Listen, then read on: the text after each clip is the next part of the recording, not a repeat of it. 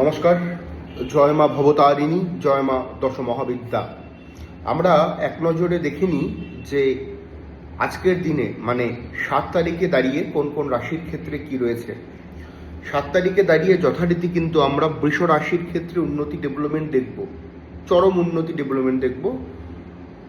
আটকে থাকা কাজ আমরা উদ্ধার দেখব। তুলার ক্ষেত্রে পজিটিভিটি আমরা দেখতে পারবো, বৃশ্চিকের ক্ষেত্রে আমরা পজিটিভিটি দেখতে পারবো, কুম্ভের ক্ষেত্রে আমরা পজিটিভিটি, আটকে থাকা কাজ উদ্ধার আমরা দেখতে পারবো, এডুকেশনের উন্নতি দেখতে পারবো।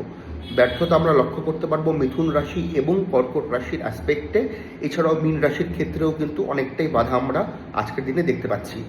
এছাড়া যে রাশিগুলোর কথা আমি উল্লেখ করলাম না, তারা মোটামুটি আজকের দিনে ভালো মন্দ মিলে একটা অ্যাভারেজ ফল প্রাপ্ত করতে চলছেন।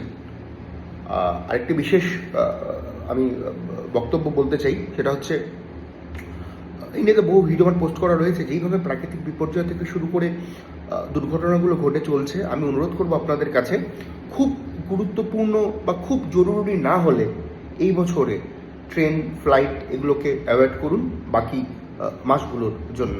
নমস্কার।